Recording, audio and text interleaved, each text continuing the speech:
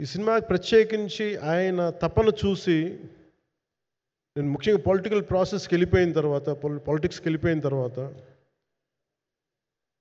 Direction అని వీటికి దూరమై క్రియేటివ్ పార్టీకి దూరం అయిపోయిన తర్వాత పాలిటిక్స్ నా ప్రైమరీ ఫోకస్ అయిపోయిన తర్వాత మళ్ళీ దృష్టి పెట్టి సినిమా కావాలి మీరు చెయ్యాలని చెప్పి నా దగ్గరికి వచ్చి కోరుకున్నప్పుడు నేను ఎంత బెస్ట్ ఇవ్వగలను ఆ సినిమాకి అంత ఇచ్చాను నేను. అంటే నా బెస్ట్ ఇచ్చాను. అంటే నేను అంటే అన్నిటికంటే కూడా నేను ఇవ్వలేనిది టైం ఇవ్వలేను నేను. కానీ అలాంటి పరిస్థితుల్లో ఒక క్లైమాక్స్కి దాదాపు 57 రోజులు షూట్ చేయాల్సి వచ్చింది. మండు టెండ బాగా ఇట్స్ కైండ్ ఆఫ్ ఒక మిడ్ మే అంటే చాలా పిచ్చి ఎండ అన్నమాట.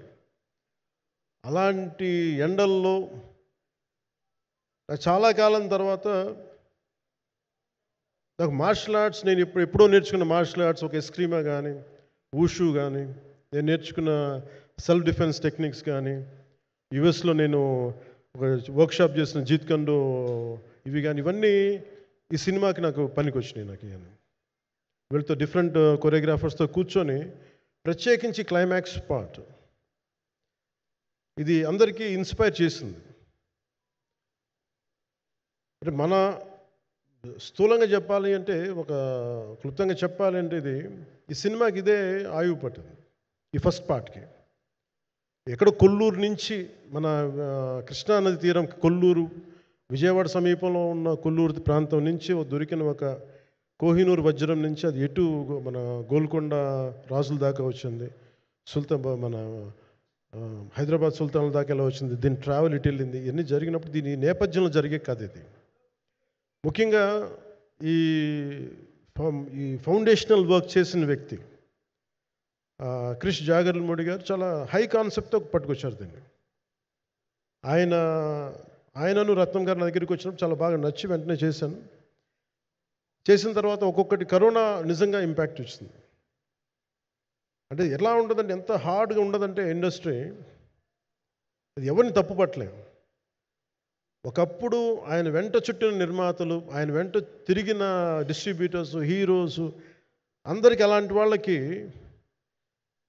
ఒక నిర్మాతగా ఆయన తపన పడుతుంటే నాకు అంటే ఆయన కోసం ఖుషి తీస్తున్నప్పుడు కానీ ఆయనతోటి ఎంత సౌకర్యం ఇచ్చారంటే అసలు మాకు 1 month ముందు ప్రీ ప్రొడక్షన్ అయిపోయి నాకు అంత సౌకర్యాన్ని ఇచ్చారు.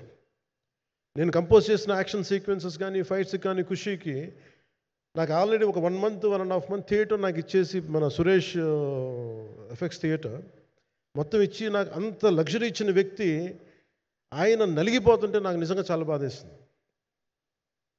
ఒకసారి it is not about money, it's not about success, it's about standing by whom you trust, who stood for the people and who stood for the industry. నాకు ఎందుకు ఇది మీతో పంచుకోవాలనిపించింది. సినిమా ఎంత విజయం ఇది నాకు నిజంగా తెలియదు. ఎందుకంటే నేను ఇట్లా అనుకోవచ్చు ఇంకోలా కానీ ఒక్కటి మటుకు చాలా సిన్సియర్గా చెప్పగలను.